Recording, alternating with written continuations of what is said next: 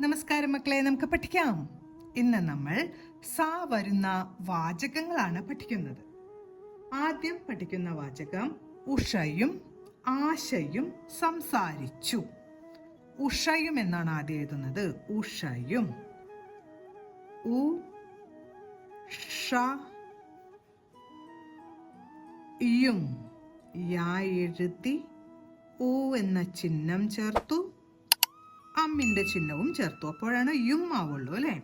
ഉഷയും. ആശയും എന്നാണ് ഇനി എഴുതാൻ പോകുന്നത്. ആ ശ യും. യാ എഴുതി ഉ എന്ന ചിഹ്നം ചേർത്ത് അമ്മിന്റെ ചിഹ്നം. ആശയും. സംസാരിച്ചു എന്നെഴുതാം. സംസാരിച്ചു. സം സമായി. സം സാ എഴുതി ആ എന്ന ചിഹ്നം ചേർത്തു.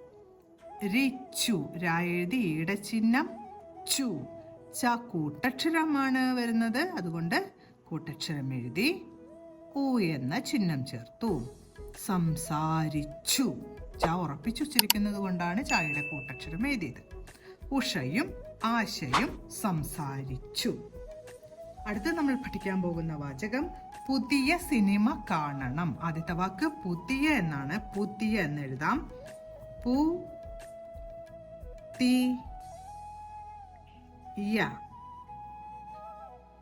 പുതിയ. സിനിമ എന്ന് എഴുതാം. രണ്ടാമത്തെ വാക്ക് സിനിമ എന്നാണ്. സി നി മ. പുതിയ സിനിമ കാണണം എന്നാണ് എഴുതുന്നത്. കാണണം. കാ ണ ണം. കാണണം. പുതിയ സിനിമ കാണണം. അടുത്ത് നമ്മൾ എഴുതാൻ പോകുന്ന വാചകം സ്കൂള് അടുത്താണ്. സ്കൂള്.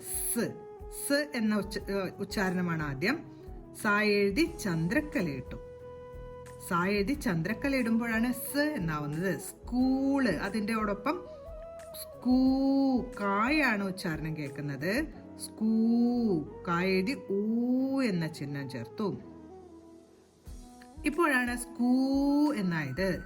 സ്കൂള്. ലാ എഴുതി ചന്ദ്രക്കല. സ്കൂള് അടുത്താണ് എന്നാണ് എഴുതുന്നത്. ആ ഡു. താ എഴുതി ഊന്റെ ചിഹ്നം. അടു താണ്. താ ഒന്ന് ഉറപ്പിച്ചുച്ചരിക്കുന്നത് കൊണ്ട് തായുടെ കൂട്ടക്ഷരം എഴുതണം. അടുത്താ ണ്. നാ എഴുതി ചന്ദ്രക്കല. അടുത്താണ്. സ്കൂള് അടുത്താണ്. ഇന്ന് നമ്മൾ സാ വരുന്ന വാചകങ്ങളാണ് പഠിച്ചത്. ആദ്യത്തെ വാചകം ഉഷയും ആശയും സംസാരിച്ചു. അടുത്തത് പുതിയ സിനിമ കാണണം.